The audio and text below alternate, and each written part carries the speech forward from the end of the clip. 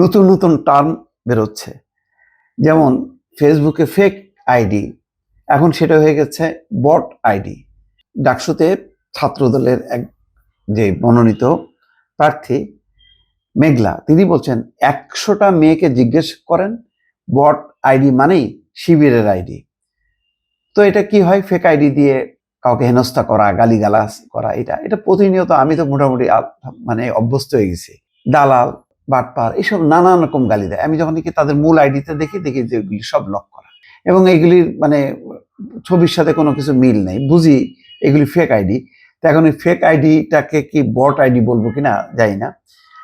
তো মেঘলা বলতেছে, মেঘলা হচ্ছে কমন রুম, রিডিং রুম এবং ক্যাফেটেরিয়া বিষয়ক সম্পাদক পদে ছাত্রদল মনোনীত প্রার্থী মেঘলা, যে তিনি বলছেন এখানে 100টা মেয়েকে জিজ্ঞাসা করেন, সবাই বলবে বট আইডি মানেই শিবিরের আইডি, এবং তারা যেসব কর্মকাণ্ড করে তাদের সমালোচনা করছে। যাই হোক, এটা একটা কিন্তু নতুন সন্ত্রাস, যে কাউকে অসম্মানিত করা, কাউকে তারকে হুমকি দেয়া, এই সমস্তগুলি বা অপপ্রচার চালানো, এগুলি হচ্ছে একটা নতুন ফেক আইডি, অর্থাৎ যেটাকে এখন বলা হচ্ছে বট আইডি। এটা একটা নতুন একটা সংকট, সমস্যা।